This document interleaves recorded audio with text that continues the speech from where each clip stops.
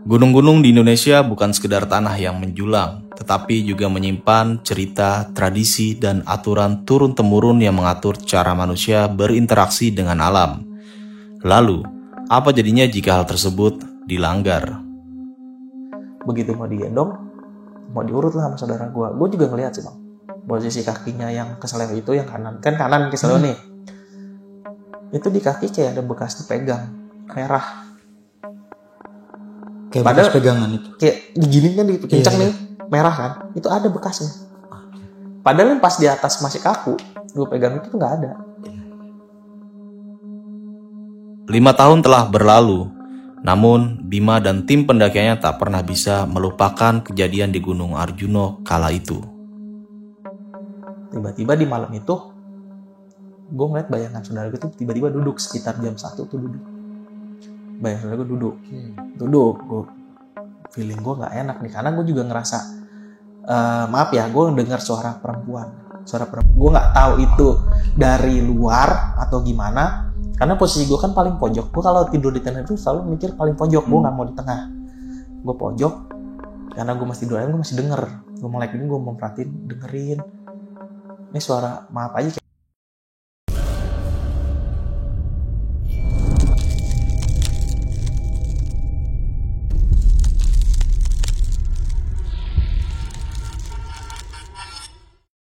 Assalamualaikum warahmatullahi wabarakatuh. Balik lagi nih di besok pagi. Kali ini bareng gue Bang Mange, pria gemoy tanpa bahan pengawet. Di malam kali ini gue udah kembali menghadirkan narasumber nih. Dan narasumber gue kali ini memiliki cerita pengalaman horor ketika pendakian ke Gunung Arjuna via Purwosari. Yang dimana kita ketahui jalur Arjuna via Purwosari ini adalah salah satu jalur yang paling spiritual di antara gunung-gunung lainnya nih. Untuk lebih jelasnya, langsung aja nih disapa narasumbernya di malam kali ini. Selamat malam Mas Bima. Malam bang. Apa kabar nih Mas Bima? Sehat. Selamat malam minggu. Malam minggu lagi gitu. Pengalaman pendakian lu ini ketika ke Gunung Arjuna ini agak sedikit kesel lu, Bim. Dan sampai sekarang lu gak mau berhubungan lagi nih sama temen lu itu. Iya. Sampai-sampainya dia berbuat sekeji itu, Bim. Kenapa tuh, Bim? Ya, gue gak tahu lah bang. Gue aja gak habis pikir gitu. Di gunung, di alam, di Arjuna lagi, via Purwosari yang jalur spiritual penuh dengan petilasan pendahulu mungkin. Gue ngelakuin hal yang kayak gitu, gue nggak nyangka aja sih. Wah, tuh. Dan sebabnya teman-teman semua penasaran nih, nanti bakalan diceritain langsung sama Mas Bima sendiri ya. Tuh. Namun sebelum kita masuk ke ceritanya nih, bagi teman-teman yang belum subscribe, silahkan di subscribe terlebih dahulu, like, comment, and share. Jangan lupa nyalakan loncengnya agar teman-teman semua gak ketinggalan video terbaru dari Besok Pagi. Dan bagi teman-teman semua nih yang pengen menjadi narasumber di Besok Pagi dan memiliki cerita horor pendakian, kalian bisa langsung aja ketik ke nomor WhatsApp yang ada di bawah sini. Mau gak mau, suka gak suka, bahwa hal gaib itu ada di sekitar kita. Tanpa berlama-lama lagi, langsung aja kita masuk ke ceritanya.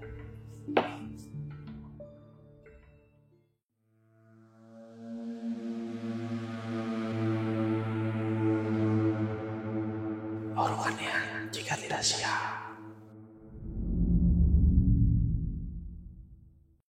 Awal mula itu kejadiannya di bulan akhir Oktober 2021. Waktu itu gue pas kebetulan lagi di kampung, lagi ada acara lah. Gue mau memang sekalian mau naik sama saudara gue ini yang namanya tuh Wisnu lah. Wisnu. Kita sebut aja Wisnu lah. Okay. Nah, Wisnu ini juga merupakan sering jadi relawan gitu. Kan pas kebetulan kalau nggak salah ada erupsi Semeru. Yang pas banjir lahar dingin itu. Iya.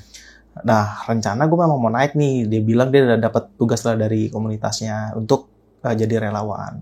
Kebetulan juga pas ada acara salah satu komunitas, dia juga diundang di pendakian Arjuna itu, di Arjuna. Jadi kebetulan ada acara nih, tapi kita ngadain acara dulu ya, nggak langsung naik. Oh ya udah, atur aja, gue bilang. Karena memang pada waktu itu gue juga kebetulan memang pengen nyoba Arjuna lah sama dia. Gue penasaran karena gue belum pernah naik sama dia sama sekali. Singkatnya langsung ke Arjuna lah kita berangkat. Ngadain acara itu dulu, nyampe kurang lebih sekitar malam, nyampe di lokasi. Ketemulah ngobrol-ngobrol sama orang-orang, sama senior-seniornya. Dan dia itu diundang sama yang ngadain acara itu buat anniversary acara komunitas di situ lah. Oh, oke. Jadi dia kenal sama yang senior-seniornya buat datang. Ya udah, kebetulan karena mau naik, ngikut aja Bim sekalian. Ya udah gue ngikut lah di sana, ngobrol-ngobrol, kenalan sama teman-temannya. Kemudian menjelang malam datanglah ini temannya dia, namanya si Rani ini datang. Ini asal Jember lah, dia datang. Dia memang udah deket lah sama si Wisnu ini, sama saudara gue udah deket. Terus dia bilang, Mas, manggil kan Mas, ini siapa ini? Oh ini saudara masku yang dari Jakarta, mau naik juga. Kemudian datang lagi nih, namanya sebut aja namanya si Doni nih datang. Ini memang udah kayak di komunitas itu adik-adiannya saudara si Wisnu ini. Adik-adiannya gitu kan. Biasalah kalau di komunitas suka ada kayak gitu kan Bang. Kita ngobrol bareng. Terus dia memang nanya nih, mau naik gak Mas? Besok nih kita mau ada naik nih, gue sama yang lain.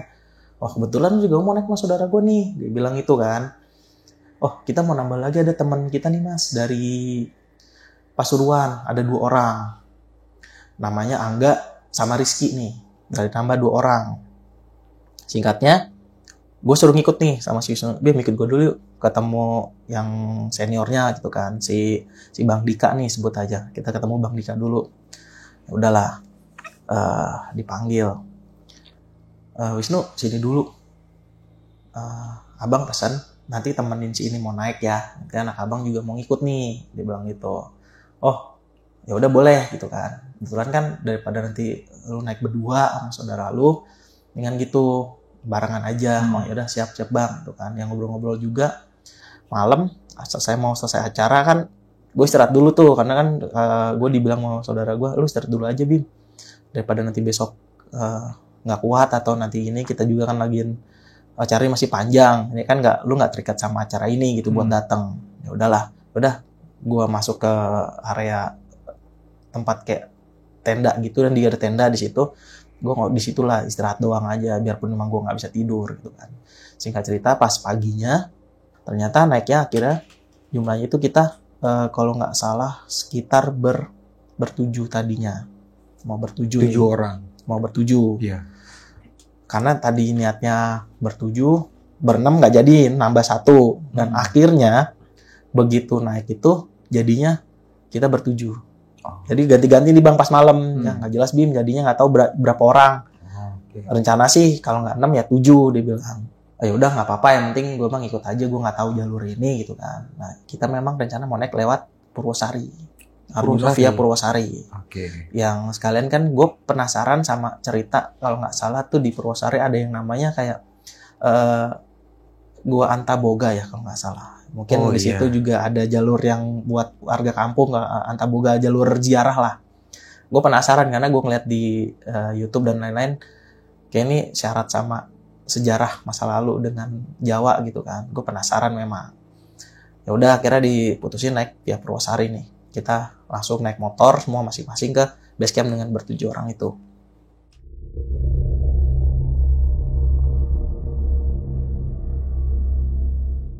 Jadi ber-7 itu kan gua, Wisnu ini, terus si Angga sama si Dika, terus sama Mika sama si Doni. Nah yang satu ini sih Rani itu tadi. Nah ternyata begitu sampai lah di tempat registrasi Purwosari itu, si Rani ini tiba-tiba nggak bisa ngikut, nggak jadi ngikut. Gue nggak tahu dia ada apa. Dia bilang, Mas kayaknya aku nggak jadi ngikut deh. Itu kan gagal kan? Udah di base camp ya? Udah tinggal mau naik doang nih. Ya udah Rani kita tinggal, kita naik lagi motor buat ke deket area pintu sebelum pintu rimba nih. Ada kenalan buat nitip motor nih, kenalannya si saudara gue ini buat nitip motor. Jadi nggak usah nyewa angkutan lagi atau apa gitu kan. Naiklah kita naik motor tuh beramai-ramai, kita ber-6, 3 motor itu naik ke sana, boncengan 2-2 kan. Setelah selesai ngecek barang semua, logistik yang kurang atau apa udah komplit nih, jalanlah mulai trekking itu sekitar jam 8 pagi, kurang lebih jam 8 pagi nih. Kita selesai doa, kita trekking. Nah dari pintu rimba itu gue jalan sampai, karena gue nggak tahu jalur ya, gue cuma ngikut aja ya, yang udah sering sih udah gue ngikut aja kan, orang baru itu masih aman-aman aja nih Bang. Sampai kurang lebih sekitar jam 11 siang kita istirahat. Gue nggak tahu tuh nama jalurnya kan. Pertama emang mampir ke yang Gua Antaboga. Gue penasaran sama itu, ya udah bilang nanti mampir ya gitu kan. Nggak ada Gua Antaboga. Gue nggak tahu nih posisinya di pos berapa atau apa. Pas pas di trekking itu gue ketemu peziarah lah, salah satu peziarah. Kan yang dia turun. Mas mau naik ya? Iya. Oh ya udah Mas, jangan lupa berdoa ya, hati-hati di titik gitu. Oh iya Pak, sama-sama gitu kan.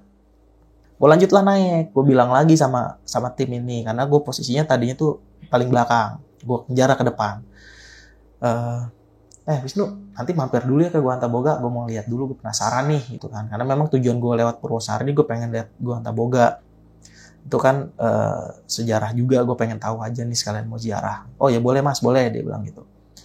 Tingkatnya langsung nyampe lah lewatin Gua Antaboga. Yang ngeh itu malah si Doni, saudara gue sini nggak ngeh. Nah, Mas, ini Gua Antaboga gitu kan. Katanya mau mampir dulu.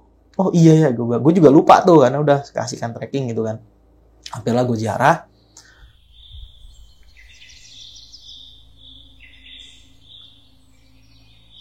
Setelah gue doa ya di Gua Antaboga atau Ontobogo itu kan. Terus gue nanya lah sama saudara gue, ini pos 1-nya mana gitu kan.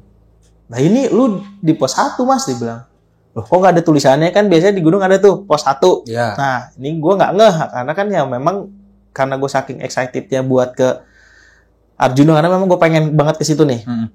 Lewat Purwosari gitu kan. Gue penasaran karena dari yang gue dengar banyak peziarah itu jalur spiritual lah, banyak petilasan gitu kan. Dan karena memang pemandangan juga adem dan enak buat dari yang gue dengar ya. Oh ini di pos 1, ya udah lanjut aja biar nggak sorean. Kan lanjutlah gue jalan nih bener-bener apa ya, menikmati banget lah di jalan nih, karena kan impian gue memang pengen ke Arjuna gitu kan. Karena gue sempat beberapa kali gagal juga ke situ karena ada tugas keluar kota, ya udah gue batalin terus. Baru kesampean di hari baru itu. Kesampean waktu itu kan memang kebetulan acara di kampung udah selesai, jadi gue masih ada spare waktu, ya udah naik dulu lah gitu kan. Lanjut sepanjang perjalanan gue makin banyak tuh ketemu peziarah yang naik turun gitu kan. Terus gue nanya lah gitu kan, kok banyak banget sih gitu. Karena gue penasaran kok banyak yang naik turun, orang-orang yang mungkin udah lumayan berumur lah gitu kan, nggak cuman bawa carrier aja, mereka naik kadang bawa tas kecil, bawa minum. Ya kan gue bilang ini jalur sakral, jalur peziarah, banyak petilasan lah yang dipercaya sama warga sini. Oh gitu kan. Ya udah, memang gue tipikal orang yang penasaran nih bang. Gue penasaran bener nggak sih nih banyak petilasan gitu. Jadi gue nggak pernah memperhatiin nih udah sampai pos berapanya.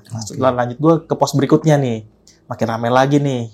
Gue bilang di depan gue tuh ada saudara gue, nih Mas di pos 2, makin ramai kan peziarah. Oh iya ya, gue bilang gitu kan.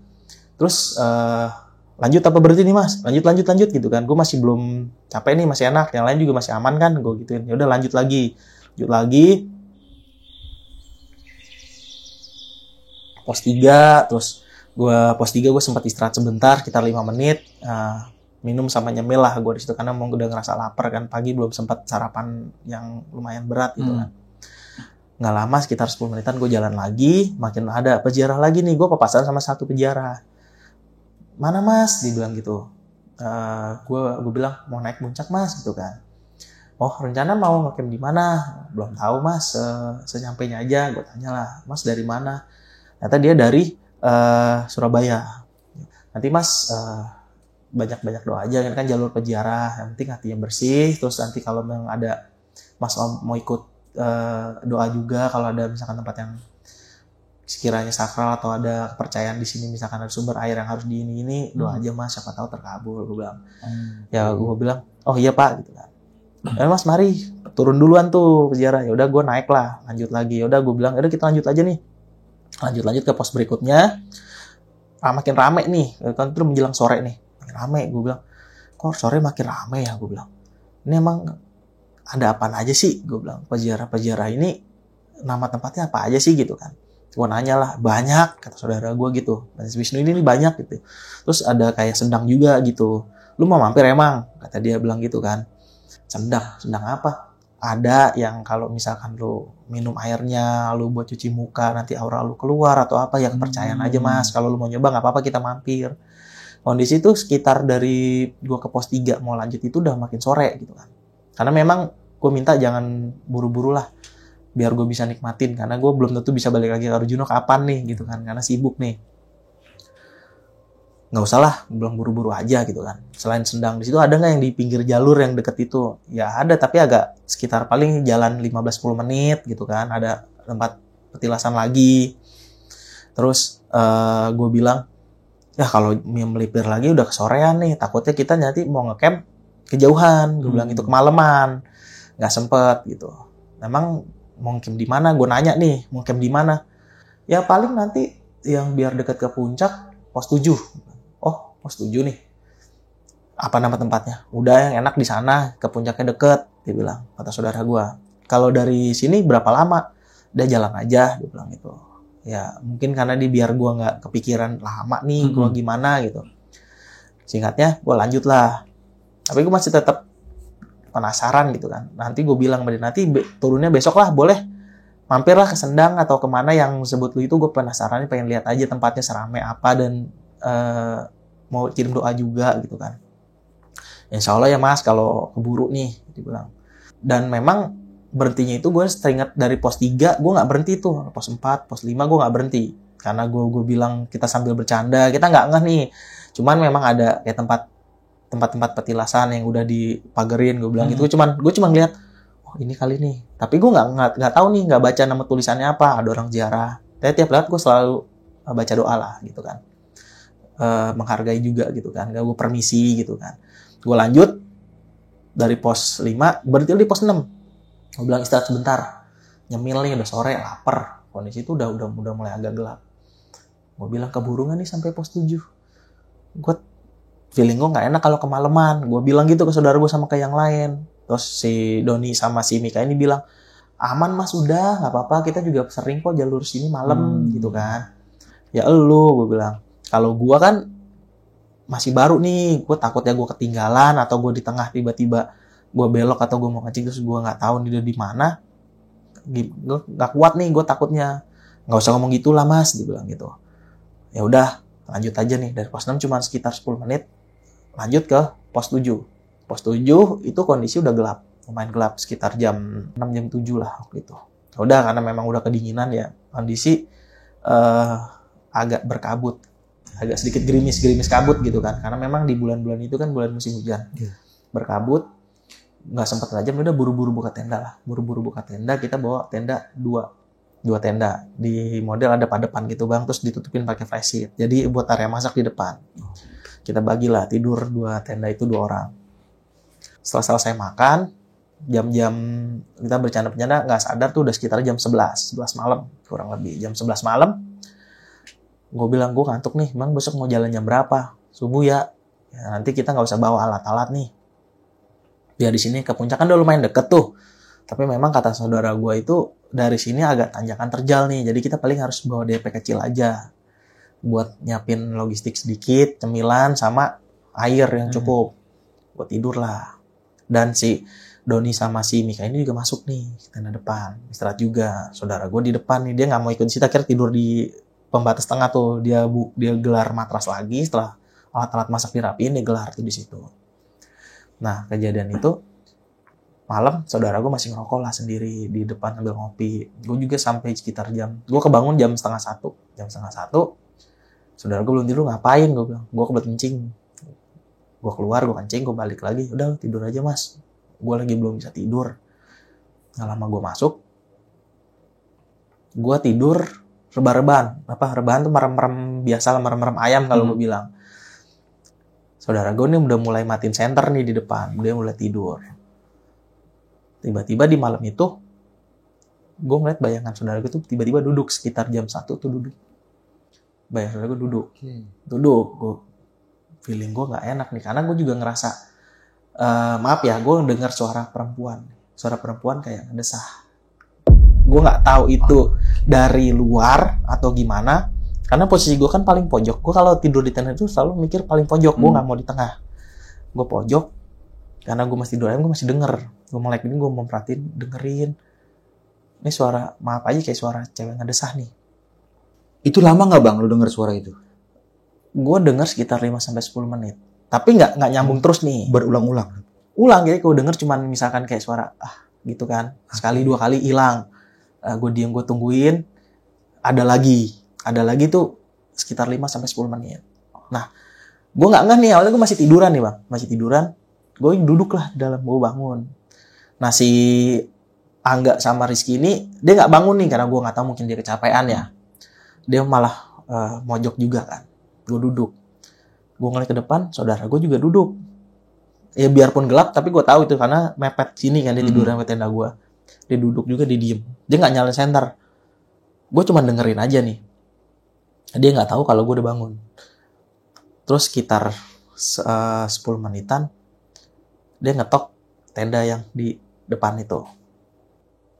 Gak mungkin lah, gila lo kali. Di pikiran gue, masa ngelakuin kayak gitu di Arjuna gitu kan. Yang mana kita tahu ini jalur spiritual loh, yang percaya nggak percaya pasti banyak lah hal-hal yang gaib lah di situ. Iya.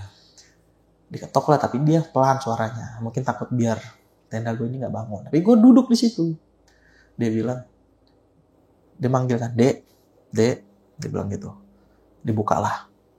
Terus si Angga dibilang, lu keluar. Gue dengar dia ngomongnya bisik-bisik, tapi gue dengar masih kedengeran. Orang jarak deket nih bang, lu keluar. Iya.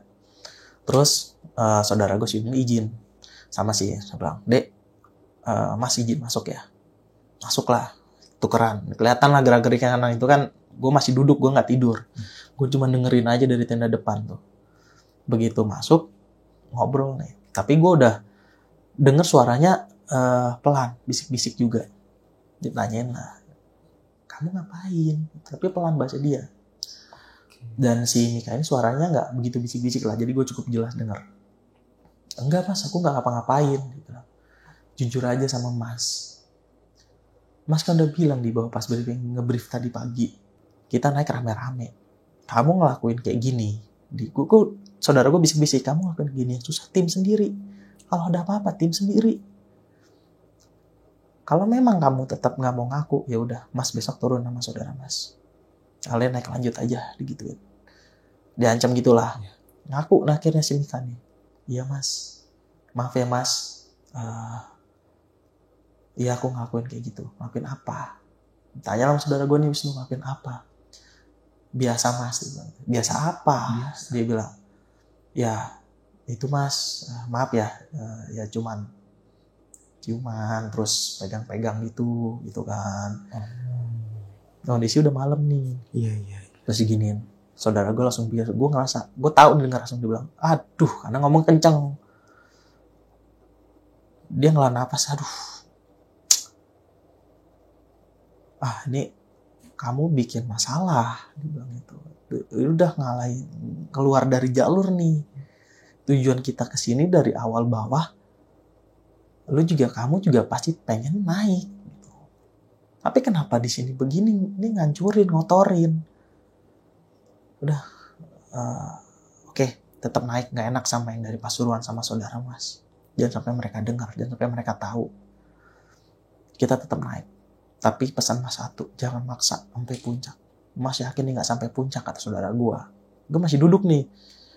Gue dalam pikiran gue dengar kayak gitu, gue udah nggak enak perasaan gue bang. Di tenda tuh pikiran gue kayak gelisah. Aduh, apa gue ikut turun aja ya? Tapi kan sedangkan tenda depan nggak tahu kalau gue doang bangun nih di tenda sini, nggak tahu.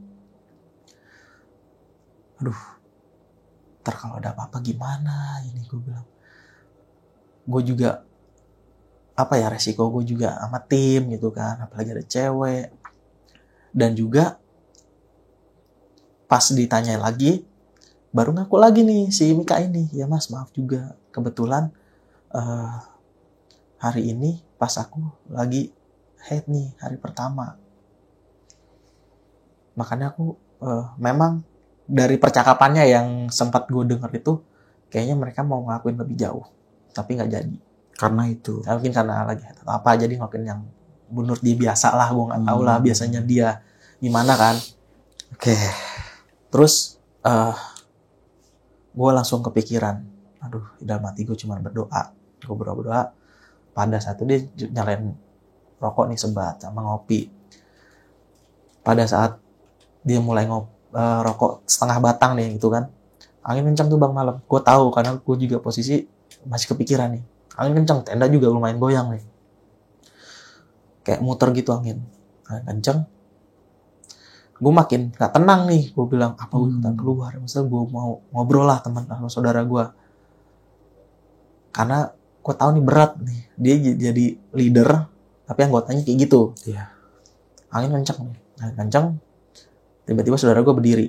Karena kan memang dia nyari garam nih. Nyari garam, buka tenda gue. Dia ngeliat-liat. Gue pura-pura tidur bang. Gue pura-pura tidur. Biar dia tuh yakinnya cuman mereka aja yang tahu. Kan biar ini gue gak tahu. Ngambil garam lah. Gue gak tahu buat apa dia ambil garam. Dia diri sama ngambil botol minum. Dan saudara gue muterin area tempat tenda 2 itu ditaburin garam tuh di sekeliling. Sama dia baca doa lah di situ kan. Ya mungkin minta maaf atau apa, gue nggak. Yang gue dengar dia sempat minta bilang maaf ya. Dia bilang itu ada hal yang udah memang di luar dari mestinya kita ngelakuin di sini. Tolong jaga tim ini dulu. Paling nggak, kalau nggak sampai puncak nggak apa-apa. Yang penting kita selamat turun. Itu kan. Terus air doanya juga dibacain. Disiapin dulu tuh di botol. Gue nggak tahu buat apa ya. Gue nggak tahu tuh buat apa. Akhirnya ditaburin. Pas ditaburin dia sempat berhenti di sebelah kiri tenda, agak belakang. Dia agak lama di situ.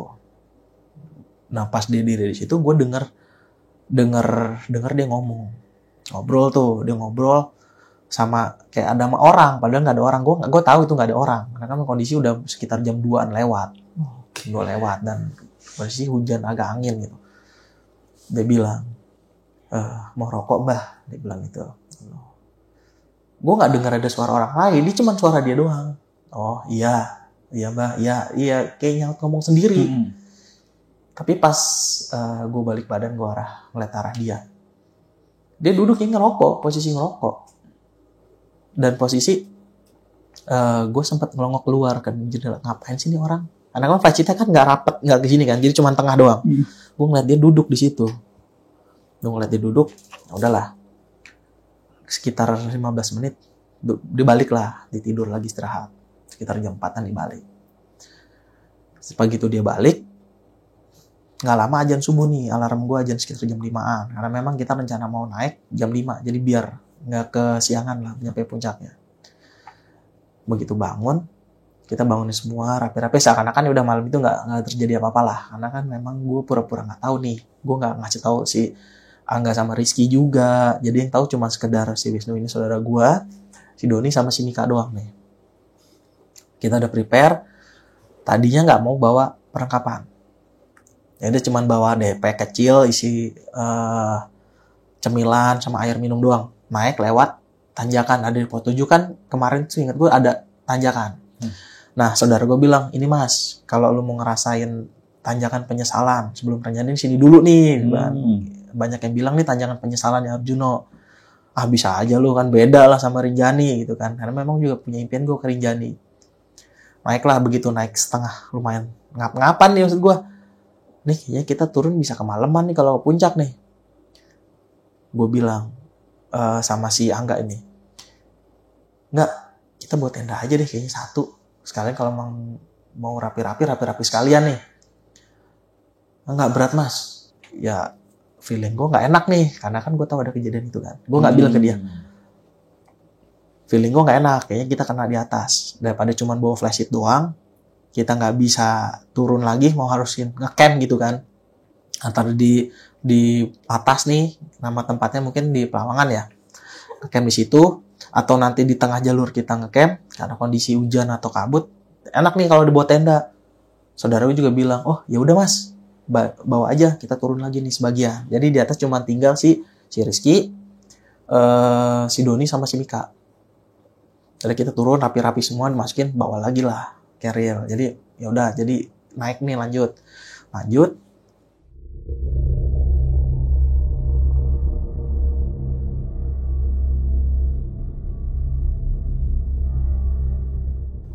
Gue ngeliat nih si Doni sama si Mika ini agak sedikit beda nih. Gue tanya sama saudara gue lah, gue pura-pura nggak tahu lah, pura-pura bego di situ kan.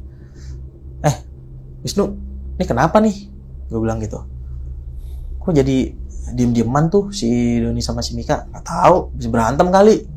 Saudara gue bilang gitu nih. Gue tetap berpura-pura bego lah, karena gue nggak mau bebanin yang lain juga. Gue pura-pura nggak tahu lah, gitu kan.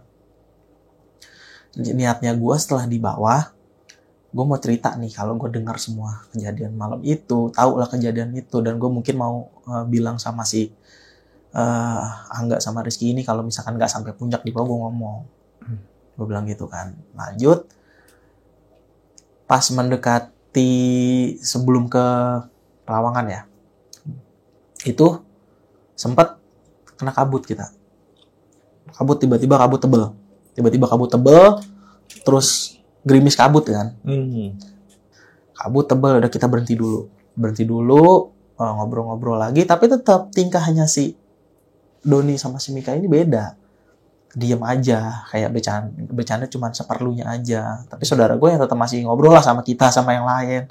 Seakan-akan kayak nggak terjadi apa-apa. Tapi mereka berdua itu berbeda lah, karena udah ke gap gitu kan. Ya udahlah. Terus kabut agak redaan, sekitar setengah jam tuh kabut reda. Itu lanjut jalan lagi. Baru jalan beberapa meter, kurang lebih 200 meteran. Sekitar itu kalau nggak salah udah sekitar jam 9, jam 10-an deh. Kabut lagi bang. 2 kali kabut, jadi setiap nggak lama jauh kabut gitu kan. Gerimis. Gue mikir aja, oh mungkin karena memang bulan ini gitu kan. Karena si Angga ngomong nih, kok kena kabut mulu sih gitu kan. Ya memang udah bulan-bulannya nih hujan nih. Dari bulan September, Oktober, November sampai Desember udah gerimis mulu, pasti hujan lah. Apalagi di gunung nih, pasti lembab gue gitu. Iya juga sih mas ya. Nggak seru nih gitu kan. Karena mereka berdua nggak tahu nih kejadian malam itu. Mereka pules nih. Udah nggak lama, gue ngobrol sama saudara gue. Ini kita tetap jalan aja apa gimana? Emang kenapa mas? Enggak nih kabut begini, gue ngeri. Yang pernah gue baca Arjuno kabutnya kadang suka bikin orang hilang, gue gituin kan. Takutnya salah jalur nih. Nggak boleh ngomong gitu, kata saudara gue gitu kan. Dah, bukannya gimana? Oh iya maaf, gue bilang gue ngomong sembarangan. Ya jalan aja pelan-pelan, kalau makin nggak kelihatan kita berhenti gitu. Terus lanjut lagi, berhenti lagi. Agak reda nih kabutnya sedikit, jalan lagi lah dari Pelawangan ya. Pas nyampe Pelawangan, kabut lagi bang, baru nyampe, kabut lagi. Kabut makin tebel nih. Berhenti lagi lah kita. Kurang lebih sekitar 5 menit lagi nyampe nih Pelawangan nih. Tapi kabut tebel lagi. Dan ini jarak pandang udah mulai nggak kelihatan, sekitar 5 meteran. Itu udah bener-bener nggak kelihatan. Masih pagi loh, gue bilang gitu. Masih belum di atas jam 12. Kabut mulu. Nah pikiran gue langsung keinget kejadian malam. Kejadian itu, waduh, kayaknya kita nggak dikasih puncak nih. Gue ngomong sendiri dalam hati bang. Pasti ada apa-apa nih kayaknya kalau dimaksa. Gue ngomong ke saudara gue, udah kita nanti di sesampainya mana kita bikin diri tenda aja lah. Kalau nggak bikin flashit dulu. Masih aman mas gitu. Begitu ngomong masih aman, tiba-tiba hujan deras bang. Deras tuh, kabut agak tapi deras. Begitu aman, kita di flashit aja dulu sementara, kalau buka tenda kan lama. Flashit nggak dulu dibawa flashit dulu, begitu agak reda baru buka tenda. Kata saudara gue, kok tiba-tiba hujan ya mas? Si Rizky ngomong gitu. Ya namanya memang musimnya, gue bilang gitu kan. Musimnya hujan. Tapi kayaknya aneh deh, dari kita mulai naik kita kena kabut berapa kali. Kalau emang kabut terus lah. Apalagi masih pagi nih. Nggak mungkin lah kabut gini. Ini ada yang macam-macam kayaknya nih. Gitu kan. Dia curiga. Si Rizky ini curiga. Karena memang sepanjang jalan nih, gue ngeliat dia nih ngeh.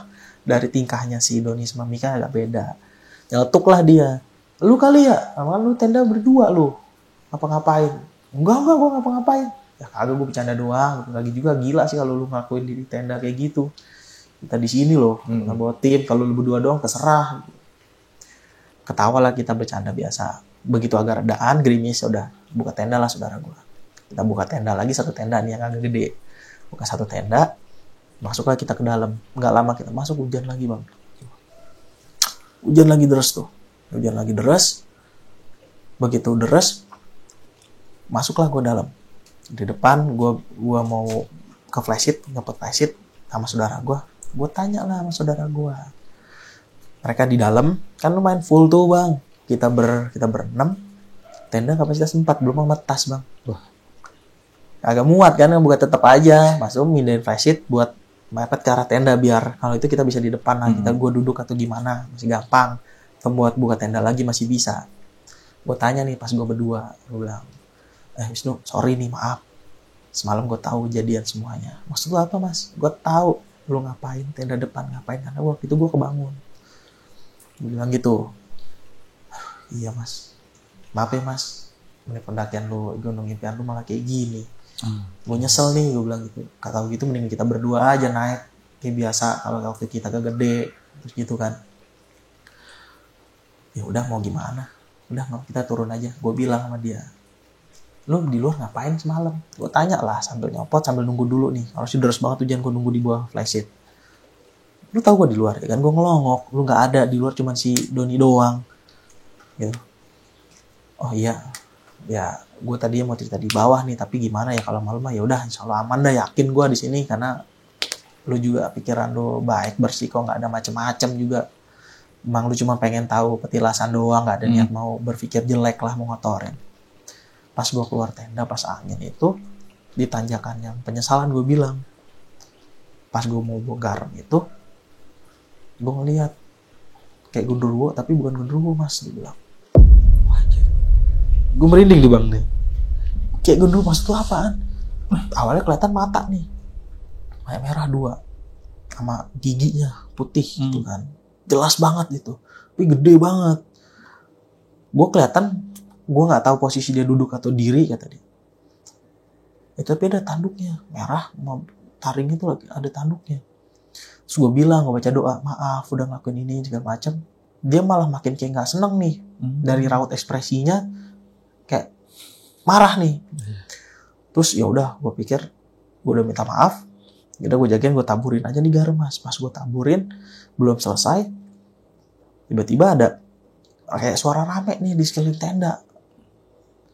Rame. Gue ngerasa banyak yang datang nih, kayak banyak yang marah dengan emosi marah. Orang gue diliatin sama orang emosi marah, tapi gue nggak tahu dari mana nih. Maksud tuh gimana? Gue selalu minta maaf lah, minta maaf. Gue bilang, gue doa sebisa mungkin gue jagain pakai garam, dikelilingin. Nah pas gue mau balik nih, Mas, dia kan manggil gue Mas emang. Gue mau balik, tiba-tiba dari arah yang genderuwo itu, yang kayak gue bilang genderuwo, ada kayak peziarah nih turun. Dia bilang kayak kakek-kakek turun. Kakek turun, tiba-tiba nyamperin ke gue. Dia pesan sama gue pakai bahasa Jawa ya, dengan bahasa Jawa halus. Gue nggak begitu bisa lah Jawa halus. Pokoknya singkatnya dia bilang gini, Den, nggak usah dilanjutin muncak, sampai sini aja. Oh, oke. Dipesenin gitu. Iya. Saudara gue jawab, oh nggih Mbah. Nah itu gue dengar tuh dijawab, nggih Mbah. Emang kenapa? Gitu. Di Indonesia emang kenapa? Wes pokoknya nggak usah lanjut. Dia ngomong gitu Mas sama gue. Ya udah, saudara gue makin pusing lah, karena dia juga punya janji sama gue, sama si Angga sama Rizky ini. Dia diem, Mbah ngerokok, ditanya gitu. Gue denger dia ngomong, Mbah ngerokok. Nah itu gue denger lu ngomong, gue tawarin rokok, cuma manggut doang, manggut gitu doang, kakek gitu. Ya pakaian peziarah pada umumnya sih bang, yang kayak pakai baju koko putih, celana gitu, pakai peci gitu. Datang, ya ambil tuh rokok, tapi nggak dinyalain. Mau dinyalain Mbah? Nggak. Duduk lah. Lihat gue duduk sama Mas gitu kan. Gue lihat nih. Akhirnya duduk sekitar 5 menit. Si kakek ini izin lah sama saudara gue ini, bilang, bentar Mbah mau buang air kecil dulu. Oh iya Mbah gitu kan.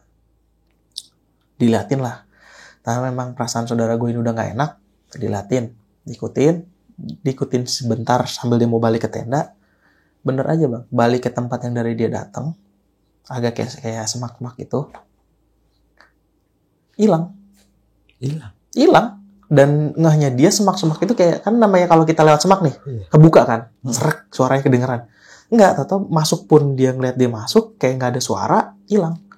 Awalnya gue nggak Mas, ya pikir udah gue diemin, tapi begitu gue tidur, sekitar mau subuh tuh gue tidur kan, gue baru ngeh, lah kakek-kakek tadi mau kencing. Tapi ke semak-semak, baru nggak semak-semak itu nggak kebuka, nggak kayak orang lewat, hilang. Ya udahlah, terbebani lagi dong. Dia bilang, gue makin beban nih Mas, dipesanin kayak gitu. Terus kejadian yang malam itu, aduh, gue udah yakin kita nggak sampai puncak. Dan kabut ini gue udah feeling. Karena memang akibat perbuatan mereka. Begitu agak reda, gue mau nyopot lah si flashlight ini. Mau gue deketin lah ke tenda. Jadi gue pasang tracking pole biar gue bisa di depan duduk lah sambil ngobrol gitu kan. Si Mika ini bilang, teriak, aduh mas gitu kan, kakinya kesleo. Mungkin karena dingin hujan di dalam duduk gitu kan, kayak kaku. Ya udah, diurut lah, mau diurut, dikasih balsam gitu, katanya udah enakan. Sekitar sore, agak lama tuh di situ. Sore sekitar jam 2, jam 3 sore. Udah kita turun aja deh. Saudara gue bilang gitu, karena memang udah sepakat, gue juga bilang udah kita turun aja, nggak usah maksa puncak. Gue ngerinya di puncak malah kenapa-napa, gue bilang gitu. Kita turun nih, ya udah turun, beres-beresin aja. Gitu. Kita cuma ngeluarin kompor sama nesting doang, cuma buat bikin air hangat doang. Hujan agak reda, memang udah agak terang ya, udah terang.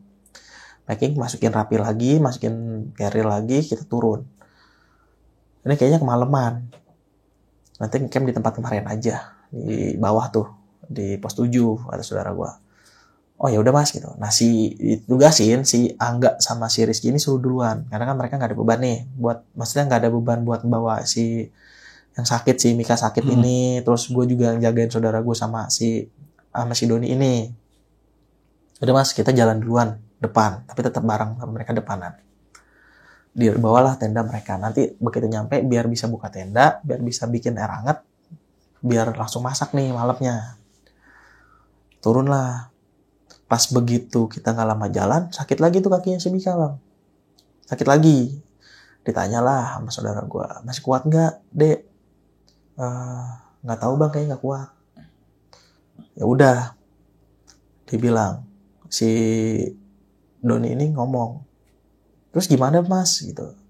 Saudara gue agak emosi, ya lu bawain lah tasnya ini. Gimana sih tanggung jawab lu, digituin dong. Maksudnya ya udah kebangetan kesel lah. Lu bawain nih tasnya.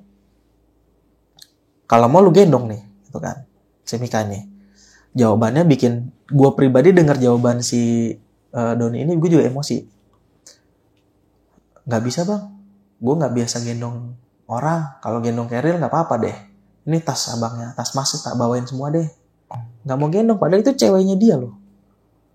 Nggak mau gendong. Dan si Mika ini nggak terlalu gede, nggak terlalu kurus juga, pokoknya nggak begitu berat lah harusnya logikanya. 45 lah ya. Sekitar 45-50 lah. Kan nggak terlalu berat tuh. Nggak mau di jawabannya gitu. Akhirnya ya udah. Saudara gue bilang, ya kalau gue gendong dia terus gue nggak ada tas, di depan tas saudara gue tuh agak kecil. Karena dia memang nggak biasa bawa tas gede kan. Dia cuma tas yang kayak biasa buat survival yang kecil gitu kan. Daypack tapi agak gede. Gue akan susah nih nyimbangin di depan. Ya udah gimana, tasnya Mas Bima aja dibawa gitu kan. Enggak, udah nggak mau. Gue bilang gue juga nemenin di belakang.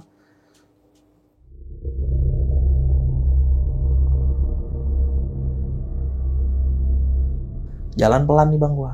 Nggak ada tanggung jawabnya. Dengan alasan, gue duluan deh, kelamaan.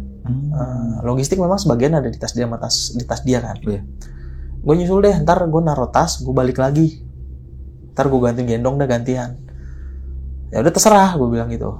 Biarin aja, yang penting lu sama gue aja, gue bilang gitu sama saudara gue. Ditinggalin kita. Jadi kayak nggak peduli itu ada ceweknya sakit atau enggak, dia jalan lah. Ini jalan duluan. Nah pas gue ngikutin pelan-pelan, sebentar istirahat gitu. Dan gue sempat mendekati tempat ngecamp pas mau tanjakan penyesalan kalau kata mereka lah. Itu saudara gua dia sempat salah belok bang. Karena memang sempat ada kabut tapi nggak begitu tebel. Dan mungkin karena memang kecapean juga saudara gua yang udah hafal jalur pun, kalau nama kecapean kita bisa salah jalur ngelihatnya. Harusnya mungkin lurus, kita jadi belok kiri nih. Karena memang pas waktu itu percabangan itu gue inget kita istirahat duduk dulu. Si Mika ini lagi turun, diurut lagi kakinya. Engkelnya itu diurut.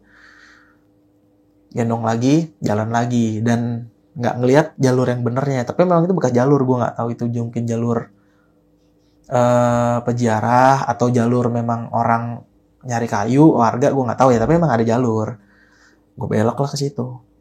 Begitu nggak sekitar agak jauh kok nggak nyampe-nyampe. Ya, nggak si Mika nih, Mas, ini jalurnya benar. Gue juga mempertanyakan itu, tapi karena gue nggak mau lah nanya lah.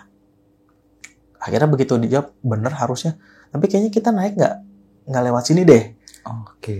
Maksudnya beda jalur gitu kan. Bukannya kalau lewat sini naik turun harusnya sama. Karena kan Mika ini juga emang udah sering lewat situ. Gue bilang juga nih, iya nih, kayaknya beda jalurnya dah. Berhenti gitu. Coba lu lihat GPS. Nah dia kan bawa GPS nih, yang nggak pakai sinyal. Itu GPS-nya dari titik-titik berhentinya masih ngerekam, nyimpen nih. Tapi di GPS itu bilang kalau itu jalur benar. Tapi buat gua pribadi ini kayaknya kita nggak lewat ini, mulai dari Jawa Dwi Pepas Tanjakan itu nggak ngelewat ini. Gua bilang udah berhenti dulu dah. Saudara gua ngerokok, ngelihat kompas dia kan bawa pisau tapi ada kompasnya. Ngelihat kompas itu, kompasnya nggak bisa nunjuk satu arah bang. Dan gue juga bawa kompas kan gantung yang gue beli ya mungkin murah ya. Karena awalnya gue ngeliat kok ngaco. Misalkan utaranya ke sana. Iya. Itu kalau kita pindah kan harusnya tetap nih. Ikut pindah dan kadang muter lagi balik kemana nunjuk itu gue bilang. Karena gue pikir kompas gue murah nih yang cuman biasa lah gue beli murah. Terus gue tanya saudara gue, lu kompas lu ada nggak? Ini gue ngeliat di pisau, kompas lu muter nggak mas? Muter. Tapi nggak nunjuk satu arah nih. Jadi kita nggak bisa mau balik ke arah utaranya mana, selatan gimana.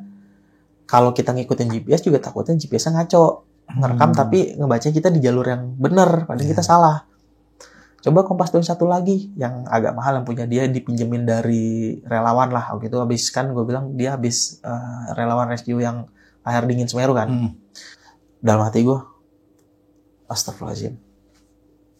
Apa karena kita nggak bawa si Mika nih yang udah ngelakuin hal kotor dan kondisi dia juga lagi kotor ya, dalam arti dia lagi dia lagi head ini kan.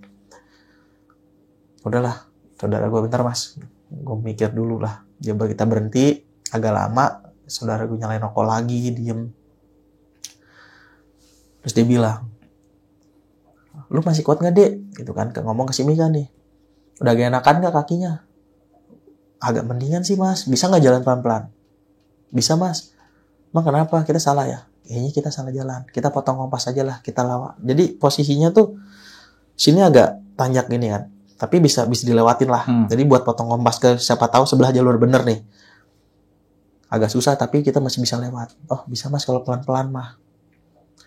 Ya udah nih. Nggak masalah nih potong kompas aja udah. Daripada kita balik buat agak nanjak capek lagi.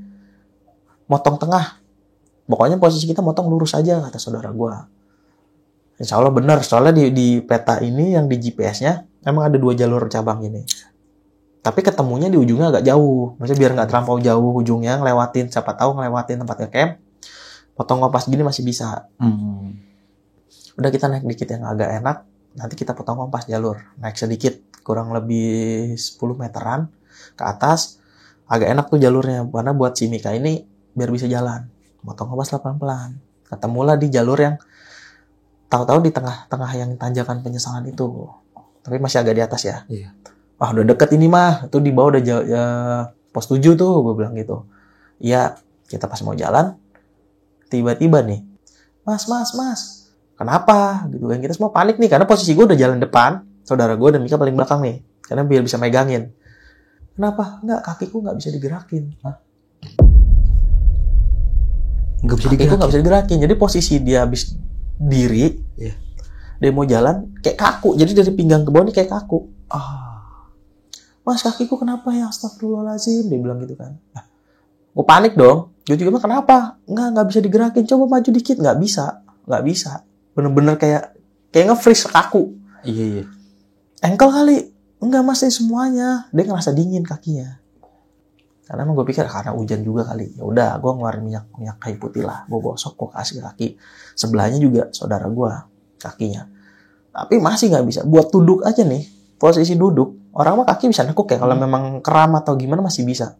Enggak, posisi duduk itu kakinya masih kaku, masih lurus begini, masih lurus. Nggak bisa ditekuk. Jadi kayak di sini tuh kaku.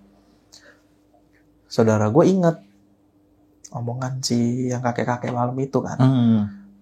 Karena Mas ini kayaknya kita kena maksa muncak deh. Ngomong ke gue nih, si Mika nanya ngomong apa sih gitu kan. Terus ambilin garam sama air. Gue ambil lah di tas gue. Karena kan emang gue nyiapin pas lagi packing habis gue masukin tas gue buat jaga-jaga lah gitu.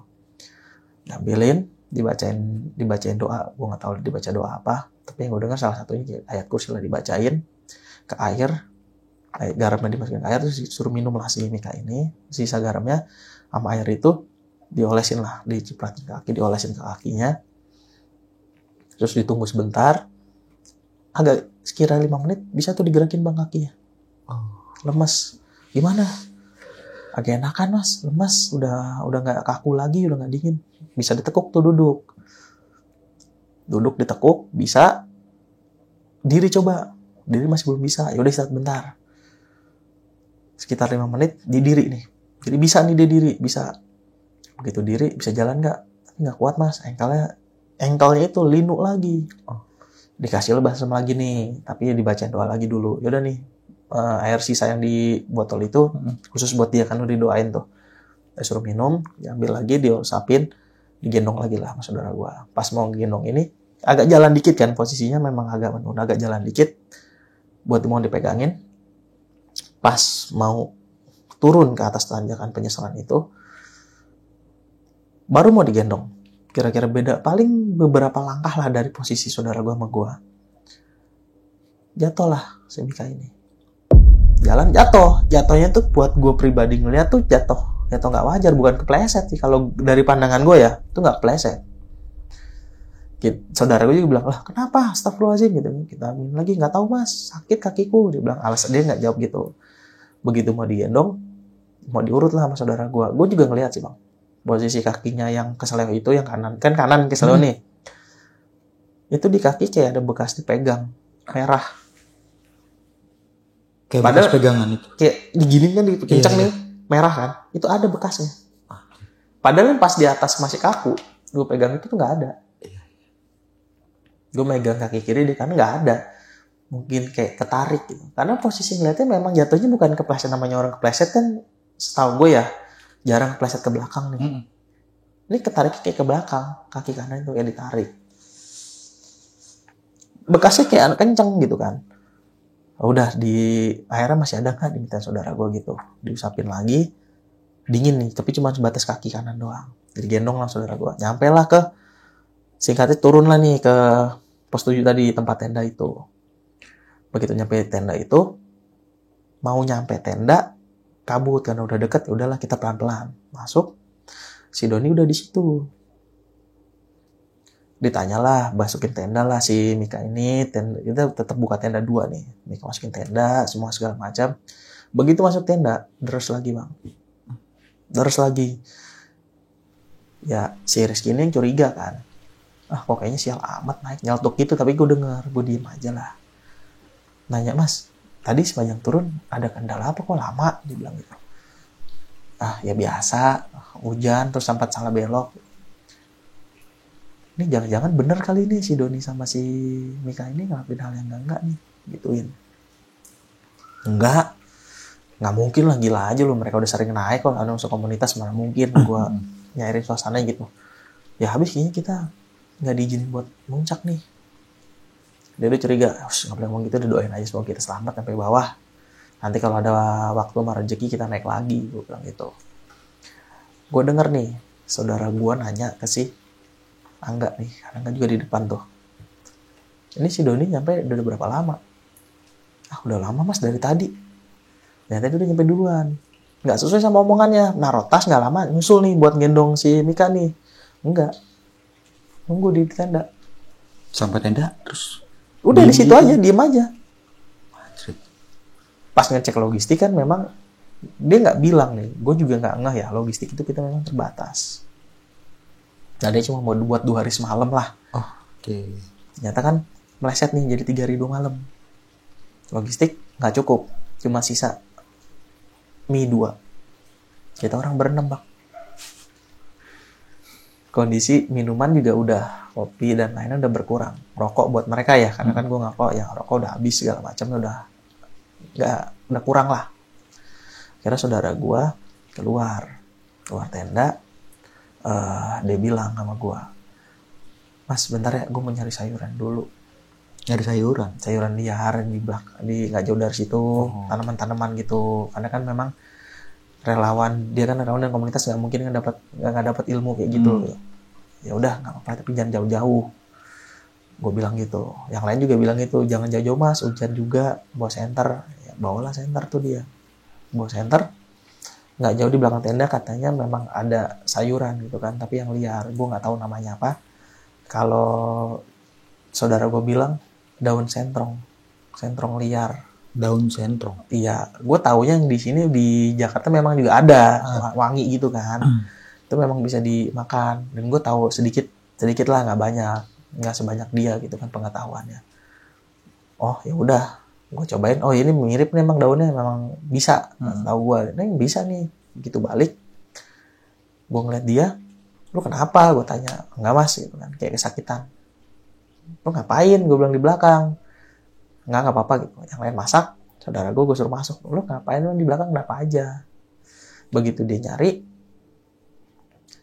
dia ngeliat ke arah tanjakan itu lagi kan. Itu gundul gue tuh kayaknya ada lagi. Wah, dia nungguin lagi, nyatronin lagi di situ dengan muka yang masih muka marah. Gimana sih orang marah, Bang? Kasarnya kayak, "Ini rumah gue lu kotorin." Sosok yang semalamnya itu. Iya, malam ditongolin lagi. Begitu dia itu, ya udah, dia buru-buru balik. Nah, begitu dia buru-buru balik, kakinya dia ngerasa kakinya itu kayak digigit ular. Kakinya digigit ular? Kayak kaki digigit ular. Kayak saudara gue ini. Karena kondisi malam, dia nggak tahu nih ular jenis apa, dan dia memang ada dapat pelatihan buat tentang ular dan penanganan itu juga dia tahu kan. Tapi dia nggak tahu nih jenis ular apa, berbisa atau enggak. Terus giginya berbisa menengah atau tinggi juga dia nggak tahu kan. Karena malam ya. Karena malam, kondisi udah gelap banget, kondisi hujan. Begitu masuk tenda, dia ngeliat lah dibuka sepatu, di atas batas sepatu, dia ada sepatu tinggi. Di sepatu tinggi itu ada bekas gigitan 2. Langsung disuruh ngerebus air panas. Air panas kan buat minuman nih. Disiramlah ke kakinya. Air panas sama garam. Gue tanya, "Buat apaan?" "Emang gini Mas, penanganan ular pertama. Kalau memang ular itu bisanya itu kan nggak langsung masuk," katanya. Bahasa dia ya, gue nggak ngerti soal gitu-gitu. Disiram air panas, jadi biar bisanya itu keluar atau pecah lah. Sambil dipencet, darahnya keluar. Agak bengkak tuh malam. "Emang gitu ular apaan?" Gue tanya. Gue juga nggak tahu Mas, orang gelap, namanya di rumput-rumput, gue juga nggak tahu nih. "Lu sih maksa nyari, udah mie aja Mas, nggak cukup Mas, kita orang 6. Malam masih panjang, buat besok pagi sarapan juga apa? Mie cuma tinggal 2, kagak ada beras. Makan apaan lu buat nambahin?" gitu kan. Ya udahlah, kalau nggak makan juga nggak kurang juga tenaga kan. Udah diobatin sementara, juga dia bawa suntikan injek yang buat kalau digigit ular, buat darurat gitu kan. Biarpun nggak tahu itu ular jenis apa. Dia minum obat, malam itu badan dia meriang tuh, karena mungkin bekas digigit itu ya. Meriang segala macam ya. Istirahat duluan tuh dia. Selesai makan, kita istirahat semua, karena memang udah kecapean, hujanan, kedinginan juga ya. Kita tidur tuh semua. Dan tetap posisinya si Mika itu sendiri. Nggak dikasih lagi tuh sama si Doni tuh, nggak dikasih, biarpun mereka marah atau gimana nggak tahu. Posisi saudara gue di dalam, gantian gue yang di luar. Gue di luar, gue cuman duduk doang. Akhirnya Doni masuk, saudara gue di dalam, pet-petan lo tuh di tenda yang gede. Nah, udah akhirnya gue juga ikut masuk karena dingin juga kan. Gue masuk, gue bilang lah sama si Mika, "Mik, kita kalau ada apa-apa teriak ya, buat panggil lah salah satu dari kita," gue bilang. Gue juga belum bisa tidur kok. "Iya Mas, aman," gitu kan. Udah tidur aja. Singkatnya pagi nih. Pas pagi, bengkaknya udah agak berkurang.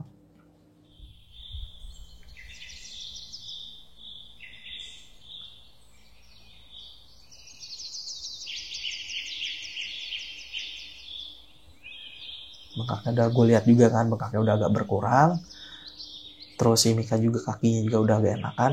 Lanjutlah turun, lanjut.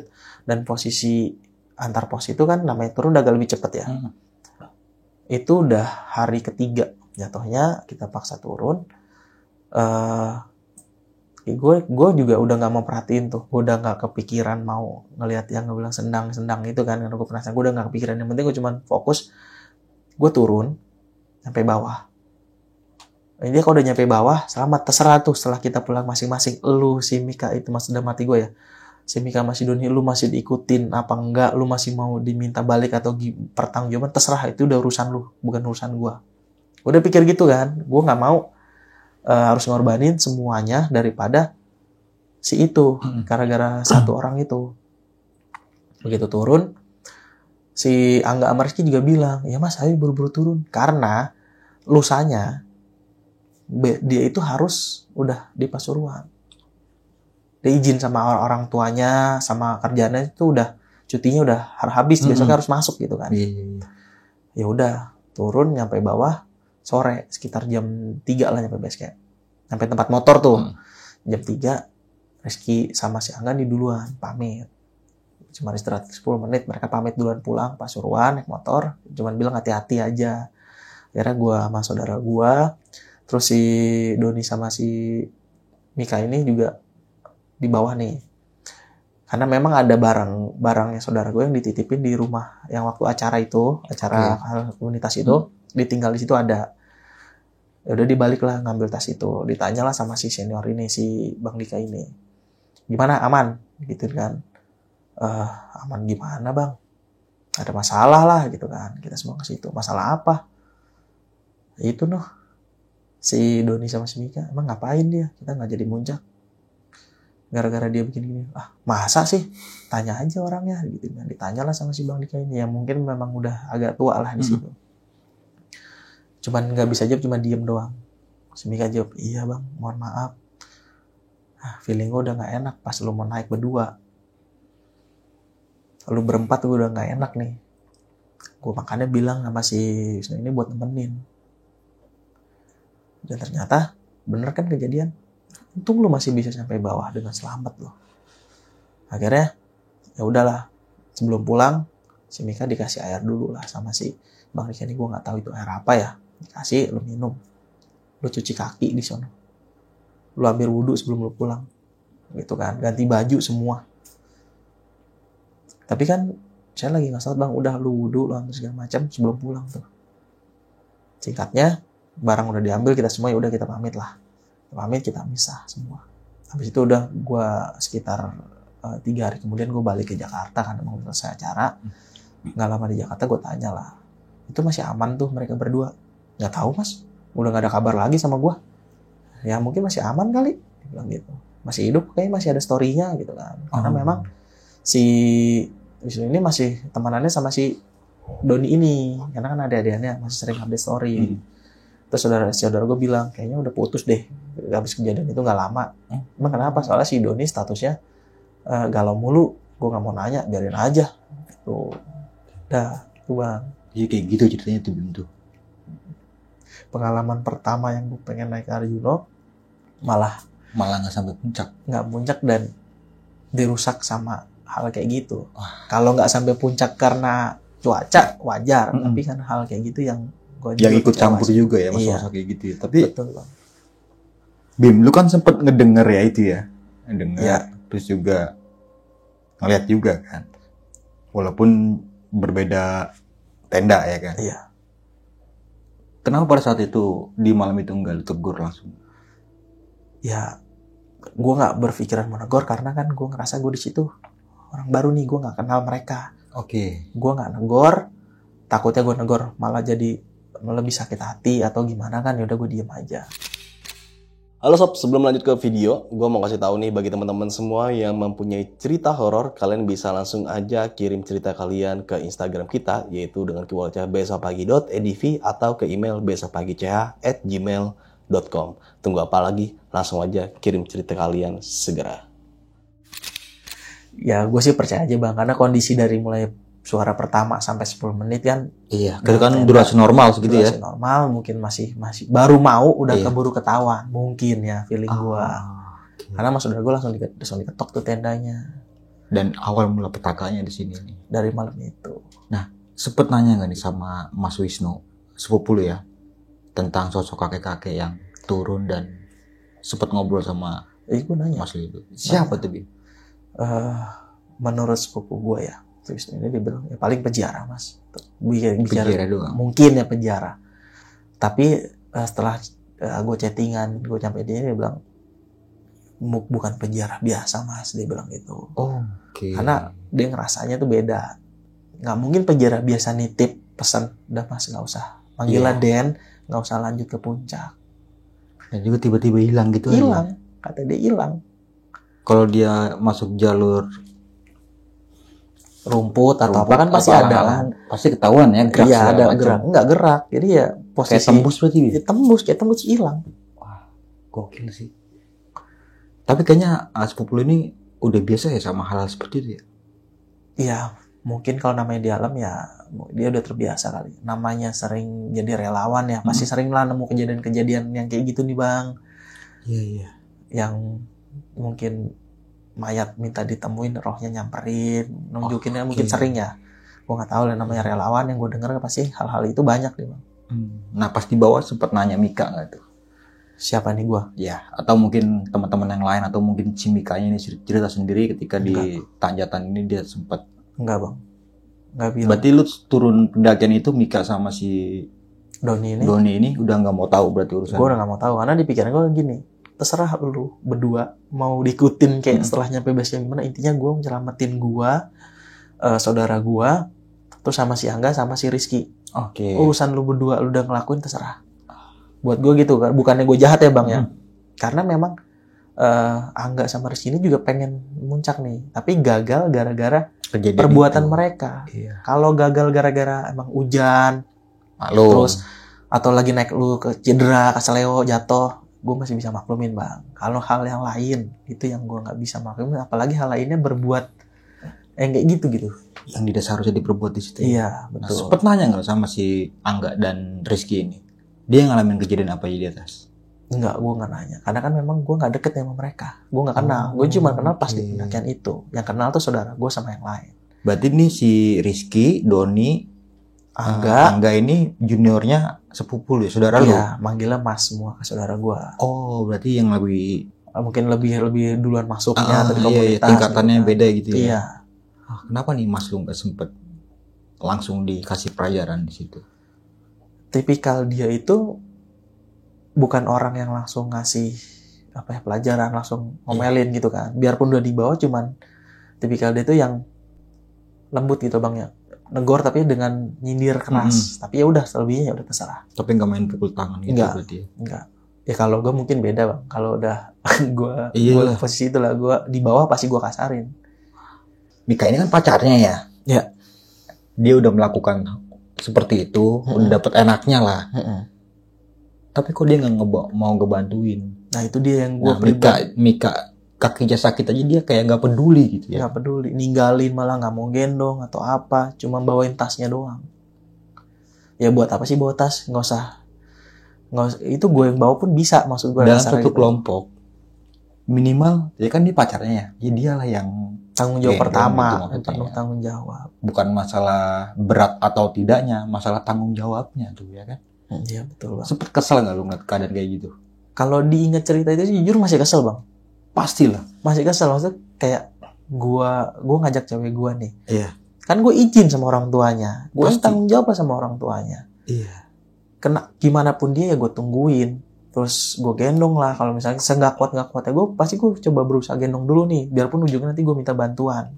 Apapun resikonya itu ya. Resikonya itu tanggung jawab gue. Iyalah, kan kita yang ngajak ya kan. Iya, apalagi ini udah dapat enaknya malah tinggalin. Wah, brengsek banget tuh ya. Gak bisa pikir sih bang si Doni itu. Gue nggak mau ketemu lagi lah sama dia. Sampai sekarang berarti lu lost contact banget tuh. Ya, nggak mau tahu lah. Nggak mau tahu. Nggak mau tahu. Itu kan itu komunitas pribadi aja mereka ya. Oke Bim, sebelum mengakhiri video kali ini mungkin punya kesan-pesan nih Bim buat teman-teman yang mendengarkan video lu di malam kali ini. Ada sih bang. Apa tuh? Yang pertama nih, jangan melakukan hal yang negatif lah dimanapun kita berada. Ingat, apalagi itu di alam ya bang. Yang penting tujuan kita itu mensyukuri ciptaan dari Allah gitu kan. menikmati perjalanan. Jangan rusak dengan hal-hal yang negatif, apalagi yang berbuat hal-hal yang tidak diinginkan. Iya. Mau di mana, mau di alam ataupun di tempat lain, percaya nggak percaya sih, mereka itu kan selalu ada, Bang. Sama persiapin logistik aja deh, Bang. Mau harusnya cukup nih 2 hari semalam, kita kan nggak tahu, Bang, kejadian apa. Lebih mematangkan lagi persiapan sebelum melakukan pendakian. Oke, lebih diperhitungkan lagi Iya, berarti gitu ya. Betul, Bang. Dari segi manajemen waktu, ongkos transport dan segala macam Iya. itu harus dipikirin banget berarti itu. Betul. Dan ini juga sih, walaupun sedingin-dinginnya itu tempat, ya kalau bisa jangan sampai grepel ya. Jangan sampai melakukan hal seperti itu gitu. Itu Kita dia, ya kan. Bang. Wah, itu Catatan pentingnya sih, Bang. kacau sih itu.